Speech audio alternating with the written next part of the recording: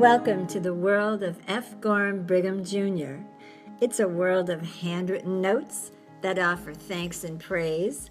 It's a world of a sharply dressed and well-spoken man, someone who genuinely wants people to connect with each other and gives gentle persuasion to make that happen. It's a world of always being on time and of doing what he says he will do when he says he will do it. Gorham's is the world of a family man, a patriot, a distinguished executive, a generous altruistic giver, and dedicated relationship builder. Gorham is 100 years old and counting.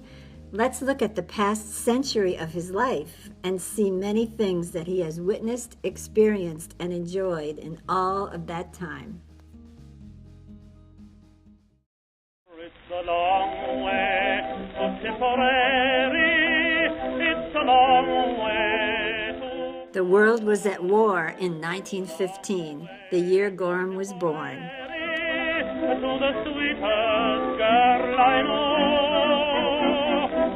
Goodbye. The Red Sox, with Babe Ruth, won the World Series. There were cars manufactured in Waltham that could be had for $600, and Victorian fashion was still in, but clearly on the way out.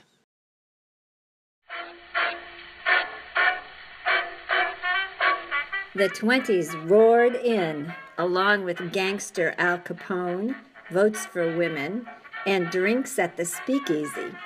It was 10 years of elementary schooling for Gorham at the Chestnut Hill School and then at Rivers.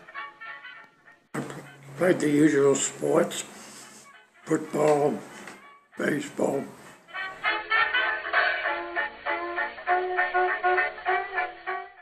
There again, let us sing a song of cheer again. The 30s. Shirley Temple, Joe Louis, and Broadway production extravaganzas dominated the 1930s, along with the sinister presence of Hitler. When I got to the 10th grade, I moved to Milton Academy. I was on the baseball team, and I was manager of the hockey team. Sang in the Glee Club. In my senior year at Milton Academy, I was playing right field on the baseball team. And I came to bat, and I hit a beautiful ball into the right field, but I made a big mistake on the way to second base. I dropped my hat, so I stopped and picked it up, and I was called out at second base, and the coach sent me to the shower, so that was not very good. I graduated in 1933. I went to Harvard, class of 1937. And then I went to the Harvard Business School, class of 1939. I was worked for a year in public accounting.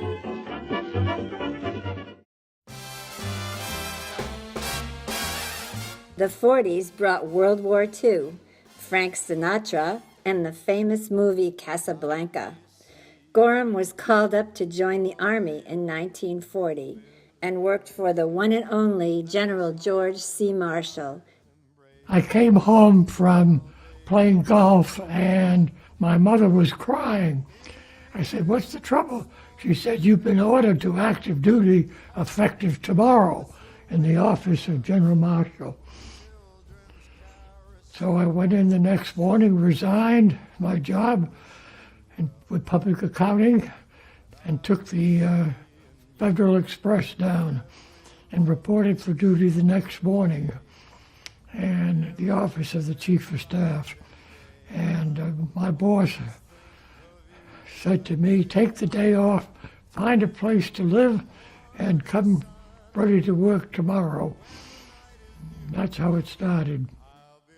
I worked in General Marshall's office from 1940 to November 45, and I rose to the rank of Lieutenant Colonel.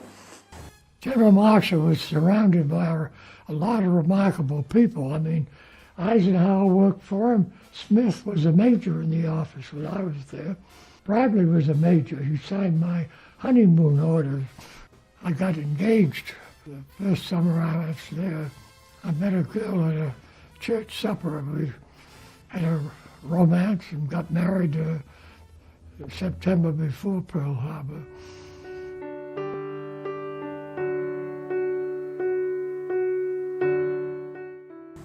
We had a honeymoon at Sea Island. That's in Florida. It's a very fancy resort. Pearl Harbor Day, I was having a cocktail party, and they called up and said that Pearl Harbor had happened. General Marshall was going to the White House, and we were ordered to come in uniform the next day. I guess we thought something would happen, but we didn't expect Pearl Harbor, because they weren't ready. They sent them a warning the night before, but it didn't get there in time. The Legion of Merit is a military award of the United States Armed Forces that's given for exceptionally meritorious conduct in the performance of outstanding services and achievements. This award was presented to Gorham by General George C. Marshall in 1945, which was the last day both of them were in office. And Gorham had 3 of his 4 children while he was in the Army.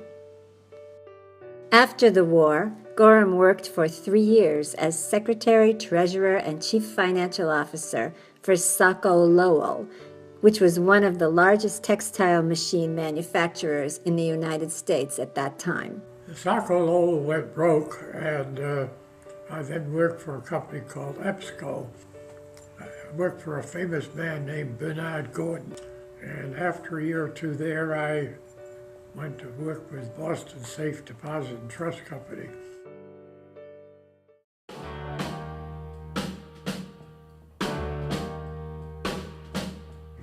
In the 50s, we loved Lucy, we loved Marilyn, we liked Ike, and we swooned for Elvis. And then there was the mysterious Sputnik. Gorham founded the Treasurers Club, always looking for ways to make relationships flourish in a networking format. Gorham worked for the Boston Safe Deposit and Trust Company through its purchase by Boston 5-cent Savings Bank. One day, his boss suggested that in his spare time, Gorham should oversee Hospital Laundry, which was an organization that provided clean linens to Boston's hospitals. At the time, Gorham had a full-time job, 4 young kids at home, the Army Reserves, and a lot of other things to do. But oversee it, he did. Come on into the jailhouse, rock with me, let it rock.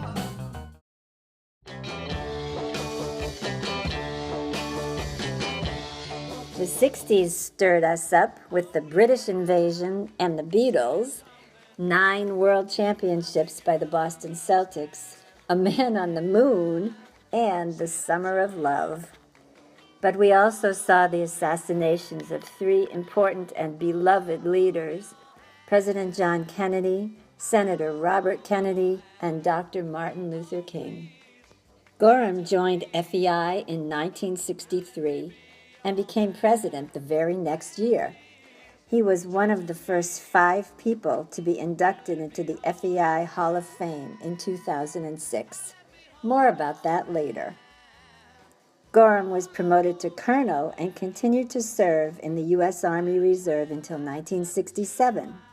Today, Gorham is still the only lifetime member of the Salvation Army's Greater Boston Advisory Board, since joining that organization after World War II.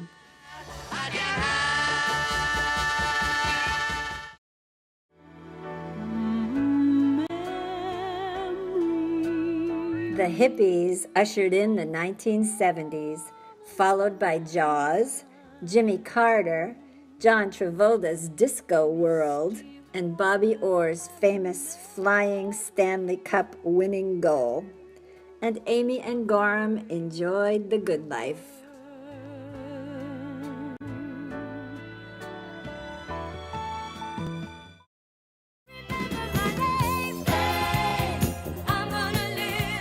Ah, those glittering 1980s.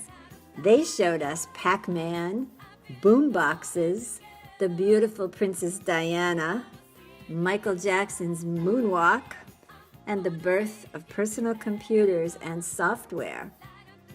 Gorham was part of the merger of Boston 5 with Citizens Bank at that time and was in the prime of his banking career. Later in life, I was with Boston 5 when it was bought by Citizens Bank at a time when Larry Fish was the CEO.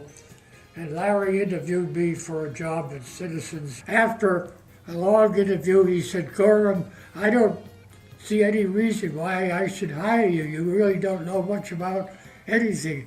What can you say on your behalf?" "Larry, I'll bring in lots of business." He said, "I'll hire you." Enjoying important 50-year reunions and, as always, making more and more friends along the way.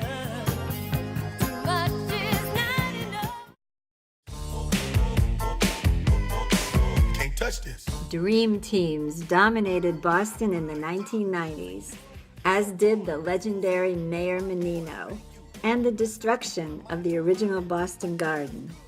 Gorham was honored at President's Night at the Country Club for his role with Treasurers Club and enjoyed spending lots and lots of time with his family.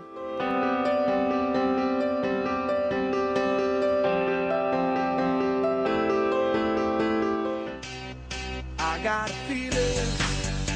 Which brings us to our current era of the 2000s. It's the era of too much information, the era of the first African-American U.S. president, the joy of 4 winning local pro sports teams, and the unfortunate aftermath of aggressive terrorism, but the hopeful promise of more unity around the globe. In Gorham's world, the 2000s are a time of family celebrations, continuous giving, landmark reunions and birthdays, and Lifetime Achievement Awards.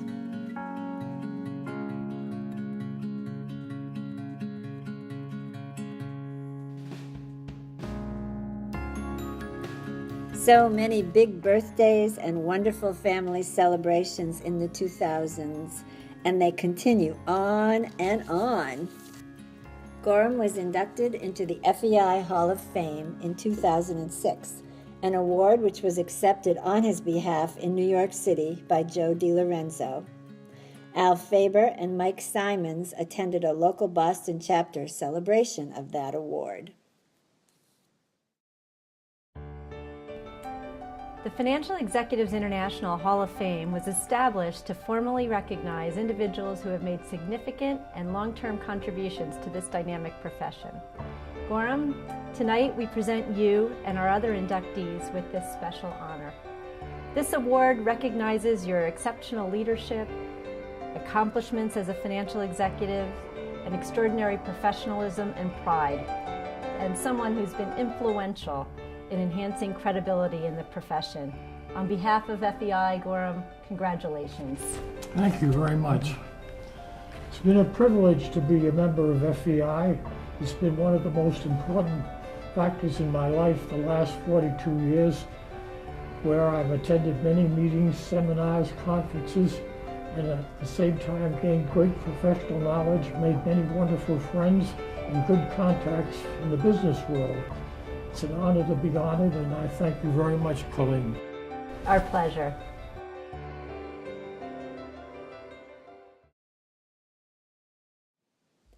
Boston Business Journal created the CFO of the Year Award in 2009. It was designed to recognize contributions to community, commitment to financial best practices, and strategic vision. Gorham won this first award, and that award is now named in his honor. Gorham received the first Harvard Business School Volunteer Service Award in 2012 in honor of the length of his service as class secretary and treasurer. Always wanting to stay in touch with his many, many friends, Gorham has hosted hundreds and hundreds of lunch dates since his retirement. Some were originally at the Country Club, and in recent years, many at the 37 Perkins Street Bistro. A collage of Gorham's affiliations includes an astonishing 75 years of involvement with schools, hospitals, financial clubs, military organizations, and charities. At 100 years old, Gorham is still actively involved in fundraising and other responsibilities as class secretary and treasurer of his Harvard College class of 1937 and his Harvard Business School class of 1939. Gorham and his family have distinguished relationships with many, many historic and patriotic organizations.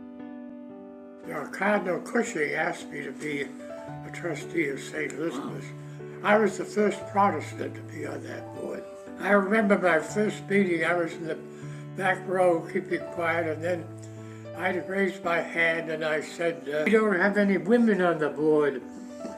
And I remember when the next meeting, a very nice looking woman was there, and he said, bring her up here where I can look at her. Society of the Mayflower Descendants. I had two men people on the Mayflower, Stephen Hopkins and Brewster. And then Gorham said I was active in the Society of the Cincinnati, was president of the Mass Society, and active in the Colonial Wars. When we moved out here, I got active in Newton Wellesley Hospital and became an overseer and trustee. Our children have been going to the Carroll School, which was a little nursery school. The head of the school wanted to retire, so I run into this business of dyslexia, and another fellow and I got interested, and we founded the Carroll School, which is a school for dyslexic children. And for a place, we bought this little school, and later we moved it to Lincoln. Today, the Carroll School has over 400 pupils, probably the best known school for dyslexia in the world. So there's the story pretty much. 100 years of giving, relationship building, hard work, patriotism, and good old-fashioned family love. Gorham's world is one of great character, of unquestionable ethics, high morals, and a whole lot of warm affection.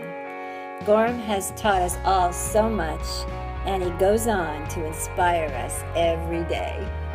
Happy 100th birthday, Gorham. We all love you.